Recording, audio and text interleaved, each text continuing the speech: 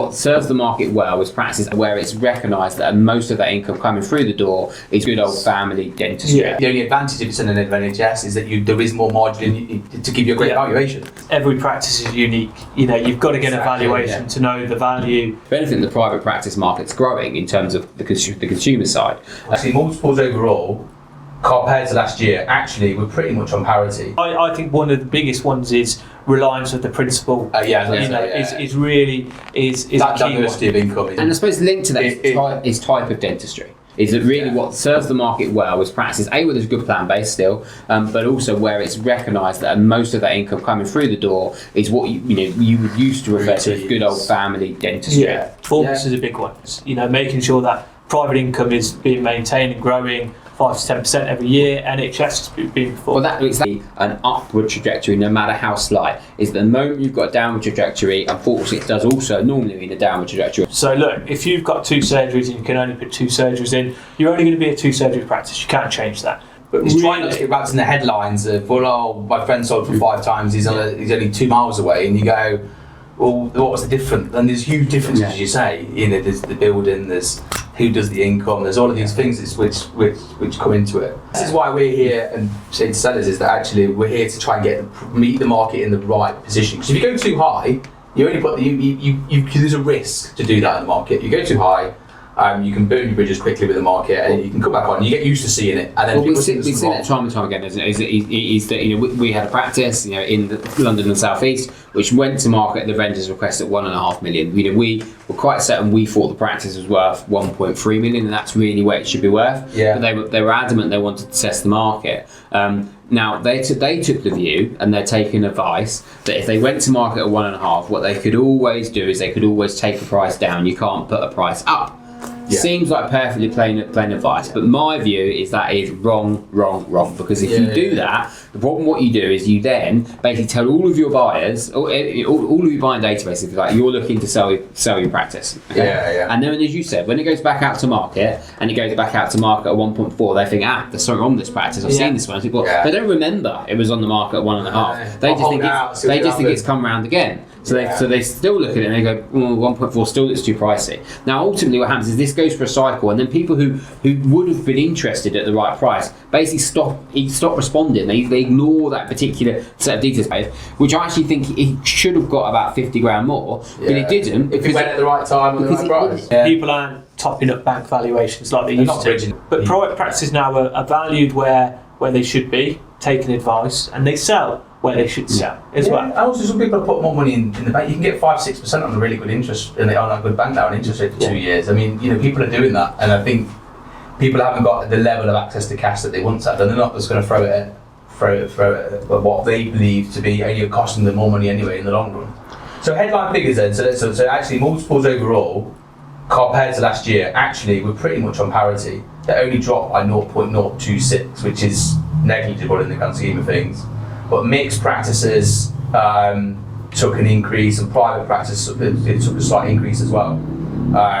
So this is on fair maintainable trade basically. This is it calculating the full-time principal profit. So even if you're only doing, let's say, 2 days within a practice, we will calculate a full-time principal working in that business, generating anywhere between 270 and maybe 350 depending on the practice, and calculating that principal net profit. So that's the whole basis of this first part, is really talking about that. I think it's very easy to forget that the interest rates have been going up for quite a long time now. So when we did this report a year ago, we were at a point when transactions were starting to be renegotiated, because of interest rates going up, when there was a massive, as you said, abortive rate, which has retracted a little bit over the last 12 months. So last year the transaction volume was there because we had a good start to the year, and actually in terms of what practices were selling for, that's when a lot of people were selling for lower prices. Multiples have gone up a little bit, but there are probably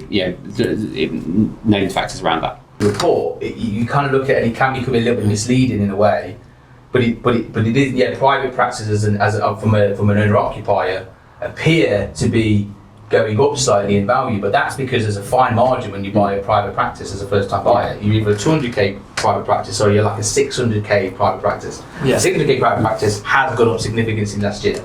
Yeah. There's no doubt of that, because the smaller NHS practice doesn't tend to do as well because of various other factors.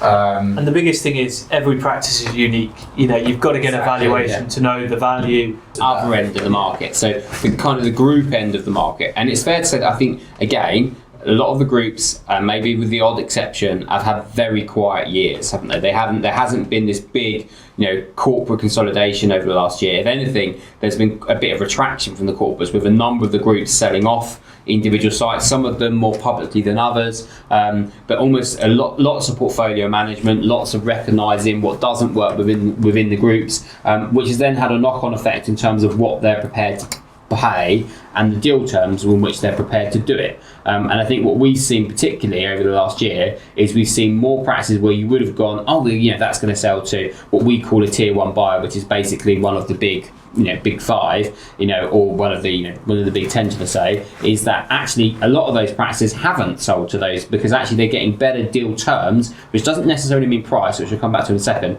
but they're getting better deal terms from one of the smaller groups without necessarily having to sign the life away at the point of completion.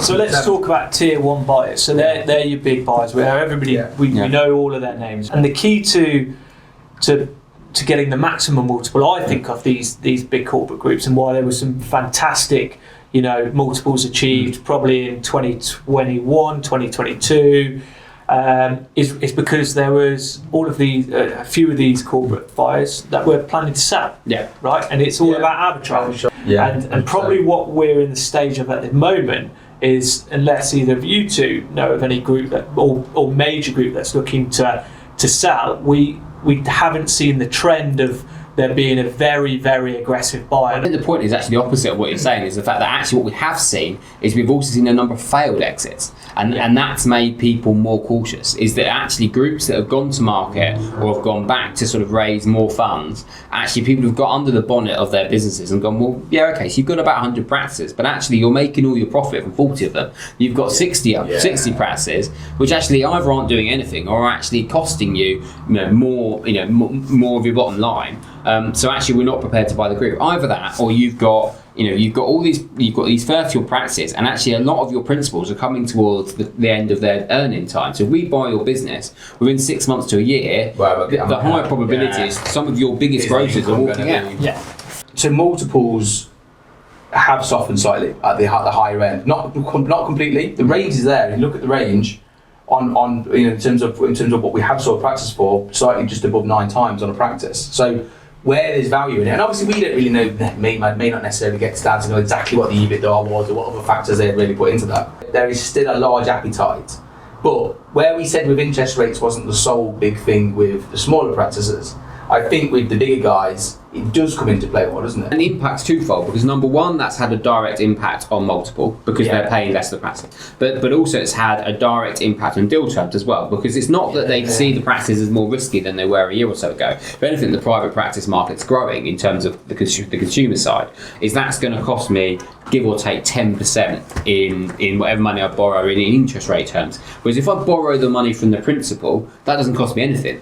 So, and that's not to say that your big groups are going to turn and say, well, I'm going to borrow that money from you. They don't dress it up like that. They dress it up as a deferred consideration. So often what we're seeing now is we're seeing deals where there's 2 tranches of deferred consideration. Number one is true risk mitigation. So that's you have to stay 5 years and you have to make sure you maintain the income and all that jazz. And quite often the second tranche of deferred consideration is linked to some kind of really easy to hit target, really easy to threshold. Days worked for a principal, for example, is I think probably the average is probably around a 3-year earn out, maybe 3.5 year earn out. But apart from that is yes, you've got 2 tranches. You've maybe got an element on turnover plus an agreed percentage. And that agreed percentage on increasing turnover is just to make sure with inflation that it's hitting the same level of EBITDA. Or maybe there's an EBITDA deferred. Again, it's probably worth having a conversation on which is better, either turnover or EBITDA. If you've got room to add multiple surgeries and you're not operating that business very well. They do differ, don't they?